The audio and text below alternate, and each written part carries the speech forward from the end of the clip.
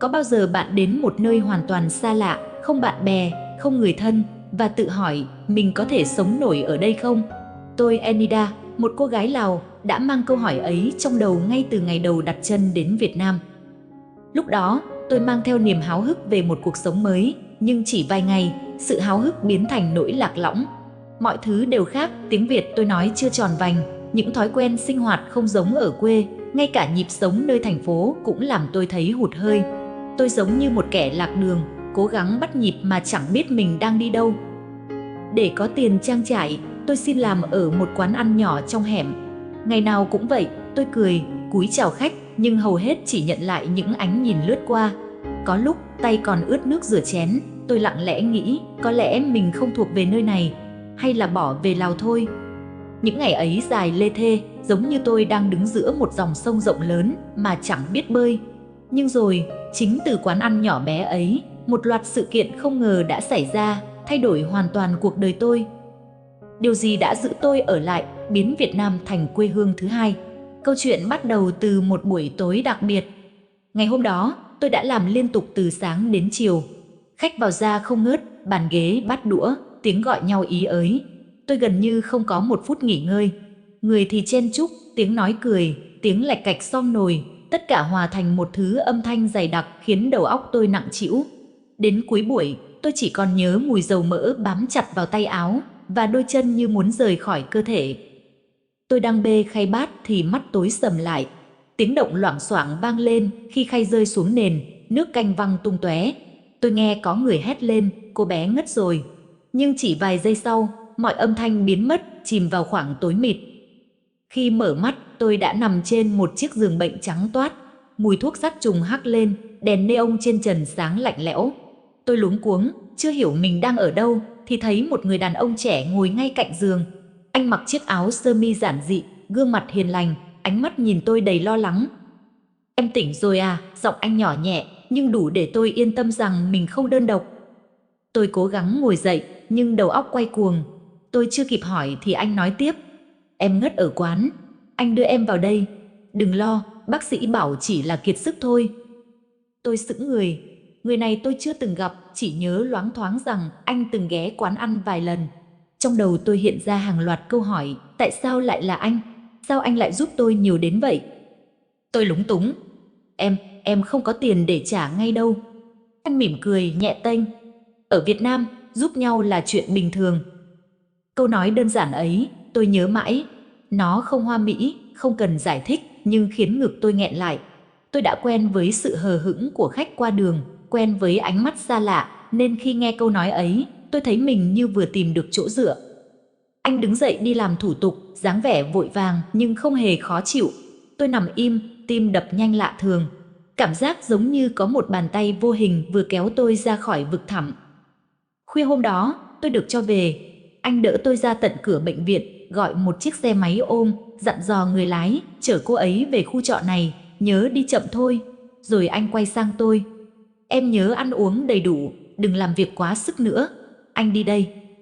Tôi chưa kịp nói lời cảm ơn tử tế, thì anh đã hòa vào dòng người, mất hút trong ánh đèn vàng của con phố về đêm. Trên đường về, gió đêm thổi vào mặt, tôi ngồi sau xe mà mắt cứ nhòe đi.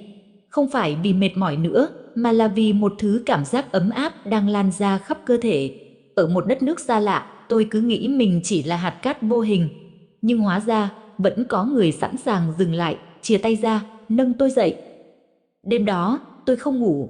Tôi cứ nhớ mãi khoảnh khắc anh nói câu ấy. Chỉ một lời, nhưng như một ngọn lửa nhỏ thắp lên trong lòng tôi. Tôi tự hỏi, liệu đây có phải là khởi đầu cho một điều gì đó mới không? Hay chỉ là một cuộc gặp gỡ thoáng qua giữa biển người? Tôi không biết, nhưng tôi chắc chắn một điều, từ giây phút đó, tôi không còn cảm thấy hoàn toàn lạc lõng ở mảnh đất này nữa. Những ngày sau khi ra viện, tôi vẫn còn yếu. Thân thể như rỗng tuếch, chỉ cần đứng lâu một chút là tim đập dồn dập. Quán ăn không cho nghỉ nhiều, nhưng tôi biết mình không thể gắng sức thêm. Tôi xin nghỉ vài hôm, ở yên trong căn phòng trọ chật hẹp. Phòng chỉ vừa đủ kê một chiếc giường sắt và cái bàn gỗ lung lay. Đêm xuống, tiếng ve lẫn tiếng xe ngoài hẻm cứ vang vọng, làm tôi cảm thấy mình nhỏ bé đến mức chỉ muốn biến mất. Tôi sốt, cơn nóng dồn lên mặt, mồ hôi túa ra ướt gối. Tôi nằm co ro, không Không biết làm sao, vì thuốc trong vali đã hết, tiền trong ví chỉ còn vài tờ lẻ. Tôi nghĩ nếu có chuyện gì chắc cũng chẳng ai hay biết. Nhưng tôi đã nhầm. Khoảng 9 giờ tối, cánh cửa phòng trọ khẽ gõ. Là bà chủ phòng bên, một người phụ nữ ngoài 50, dáng người thấp, da dáng nắng. Đi cùng bà là cô con dâu đang bế đứa bé chừng 2 tuổi. Thấy tôi nằm mệt, bà hoảng hốt. Trời ơi, con sao thế? Sốt cao rồi, để bác đi nấu cháo gừng. Tôi chưa kịp trả lời, bà đã lật đật đi ngay. Một lúc sau, mùi gừng thơm ấm lan vào căn phòng. Bát cháo còn bốc khói, đặt trước mặt tôi, kèm lời dặn, ăn đi con, rồi sáng mai bác đưa đi khám. Tôi cầm bát, tay run run, nước mắt bất giác trào ra. Đêm đó, bà qua lại mấy lần, sờ trán tôi lau mồ hôi, như chăm sóc đứa cháu ruột. Tôi không biết phải nói gì ngoài 2 chữ cảm ơn, mà cổ họng thì nghẹn cứng. Trong cái hẻm nghèo này, giữa những mái tôn lụp xụp, tôi bỗng tìm thấy một thứ tình cảm quen thuộc từ quê nhà, tình người. Sáng hôm sau, đúng như lời hứa, bà chở tôi đến trạm y tế.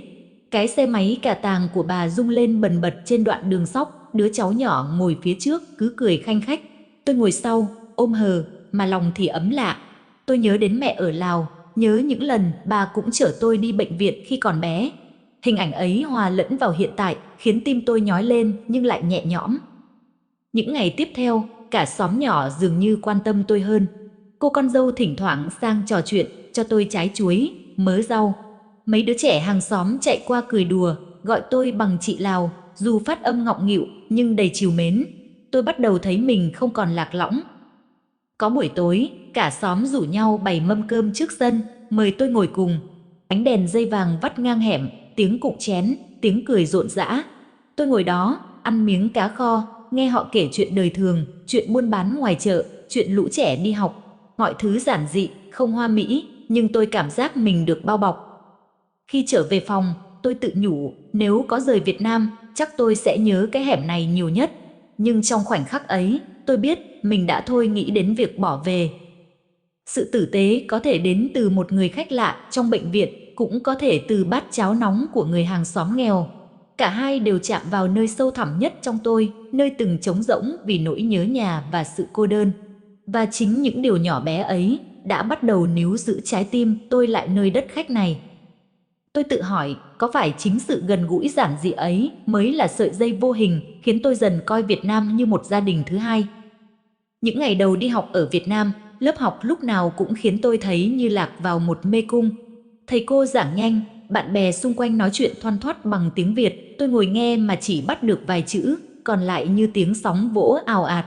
Mỗi lần phải phát biểu, cổ họng tôi nghẹn cứng, sợ mình sẽ phát âm sai, sợ mọi người cười.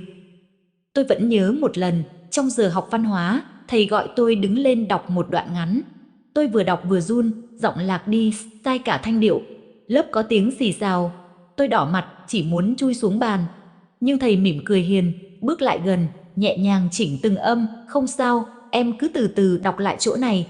Thầy nói khiến tôi thấy mình không bị chê trách mà như được khuyến khích. Sau buổi đó, thầy gọi tôi ở lại. Thầy hỏi về việc học, về gia đình ở Lào, rồi nói nếu em muốn, thầy sẽ kèm thêm sau giờ. Tôi bối rối, ngập ngừng hỏi thầy có lấy tiền không. Thầy cười, con cứ coi đây là nhà. Học trò ở đâu cũng là học trò. Tôi nghe mà cổ họng nghẹn lại, chỉ biết gật đầu. Từ hôm ấy, mỗi chiều sau giờ học chính, tôi ở lại cùng thầy. Chúng tôi ngồi trong căn phòng nhỏ đầy sách, cửa sổ mở ra sân trường, có mấy cây phượng già. Thầy kiên nhẫn giảng từng chữ, từng câu, nhiều khi lặp đi lặp lại 3-4 lần mà không hề sốt ruột. Tôi viết sai, thầy cầm tay tôi chỉnh nét bút. Tôi phát âm sai, thầy đọc mẫu, cho tôi nghe đi nghe lại. Có lúc thầy còn ghi âm để tôi tự luyện khi về phòng trọ. Dần dần, tôi nhận ra mình không còn quá sợ hãi tiếng Việt nữa. Những câu chữ vốn cứng nhắc bắt đầu trở nên gần gũi. Mỗi lần tôi đọc trôi chảy hơn, ánh mắt thầy lại sáng lên, như một người cha thấy con gái mình tiến bộ. Có buổi chiều mưa lớn, tôi ướt sũng chạy vào lớp. Thầy thấy tôi run cầm cập, liền đưa chiếc áo khoác dày của thầy choàng lên vai tôi, còn bảo đừng lo, mai học bù cũng được. Tôi cười, lần đầu tiên thấy lòng mình thật nhẹ nhõm. Trong khoảnh khắc ấy, tôi nhớ đến cha ở quê. Ông cũng từng kiên nhẫn dạy tôi tập đọc, tập viết. Tôi nhận ra, dù ở nơi đất khách, tôi vẫn có một người thầy, và hơn cả thế, một người cha thứ hai. Có hôm, tôi mệt, muốn bỏ cuộc. Thầy nhìn tôi, chậm rãi nói, con học không chỉ cho mình, mà còn cho cả gia đình đang chờ tin ở quê. Đường khó thì mới đáng đi. Những lời ấy như ngọn lửa nhỏ, giữ tôi không gục ngã. Thời gian trôi, tôi tiến bộ rõ rệt. Những bài viết không còn chi chít lỗi, những lần đứng trước lớp không còn run lẩy bẩy. Mỗi khi tôi đạt điểm tốt, thầy đều mỉm cười đầy tự hào, còn tôi thì thấy mình dần tìm được chỗ đứng trong ngôi trường này. Có lần thầy nói đùa, mai mốt em giỏi rồi, nhớ quay lại dạy lại cho thầy nhé. Tôi bật cười, nhưng trong lòng dâng trào một niềm biết ơn khó tả. Tôi biết nếu không có thầy, có lẽ tôi đã bỏ cuộc từ lâu. Đêm về, ngồi bên chiếc bàn gỗ cũ trong phòng trọ, tôi mở vở ra, luyện lại từng chữ. Ngoài kia, tiếng xe cộ rì rào. Tôi nghĩ đến thầy, nghĩ đến những giờ học dưới gốc phượng và tự hứa sẽ không phụ công dạy dỗ ấy. Tôi nhận ra, không phải lúc nào người ta cũng cần một điều gì to tát để đứng vững nơi xa lạ. Đôi khi, chỉ cần một người đủ kiên nhẫn tin tưởng mình, cũng đủ để biến đất khách thành mái nhà. Và đối với tôi, thầy chính là người đã làm được điều đó. Hôm ấy trời trong xanh, nắng nhẹ rải xuống sân trường như dát vàng. Tôi mặc bộ áo dài trắng mà các bạn cùng lớp đã giúp lựa chọn, tà áo bay nhẹ theo gió. Trong lòng tôi dâng trào một cảm giác vừa hồi hộp vừa hạnh phúc, vì hôm nay là ngày tốt nghiệp, cột mốc mà trước đây tôi từng nghĩ mình không bao giờ chạm tới. Buổi lễ bắt đầu, sân khấu rực rỡ cờ hoa, từng cái tên được xướng lên, từng tiếng vỗ tay vang dội. Tôi ngồi ở hàng ghế giữa, hai bàn tay nắm chặt lấy nhau, tim đập thình thịch. Khi MC gọi đến tên tôi, Anida, sinh viên quốc tế, đạt học bổng thành tích xuất sắc, tôi gần như không tin vào tai mình. Tôi bước lên sân khấu trong tiếng nhạc, chân run run như không còn chạm đất. Ánh đèn hắt xuống khiến mắt tôi nhòe đi. Tôi nhận tấm giấy khen từ tay hiệu trưởng, nhưng điều làm tôi nghẹn ngào chính là khi tôi quay xuống hàng ghế khán giả. Ngay hàng đầu tiên, thầy giáo đang ngồi đó, dáng cao gầy, mái tóc hoa râm. Ông vỗ tay chậm rãi, ánh mắt dạng người niềm tự hào, như một người cha nhìn con trưởng thành. Tôi thấy cả bà hàng xóm trong khu trọ, gương mặt rám nắng, nhưng ánh mắt long lanh. Bên cạnh là cô con dâu trẻ đang bế đứa bé vẫy tay về phía tôi. Và bất ngờ nhất, ở hàng ghế bên kia, tôi bắt gặp chàng trai năm nào đã bế tôi lên từ quán ăn, đưa đi bệnh viện. Anh vẫn thế, sơ mi giản dị, ngồi im lặng, nhưng đôi mắt sáng, dõi theo tôi. Trong khoảnh khắc ấy, tất cả mọi ký ức ùa về, những ngày cặm cụi rửa chén trong quán ăn, đêm sốt một mình trên chiếc giường sắt ọp ẹp, buổi chiều ướt sũng dưới cơn mưa được thầy choàng áo khoác, và câu nói vẫn còn vang vọng trong tim, ở Việt Nam, giúp nhau là chuyện bình thường. Tôi không kìm được, nước mắt chảy dài. Giữa tiếng vỗ tay vang lên như sóng, tôi đứng đó, vừa ôm tấm giấy khen, vừa cảm thấy như ôm trọn cả một gia đình.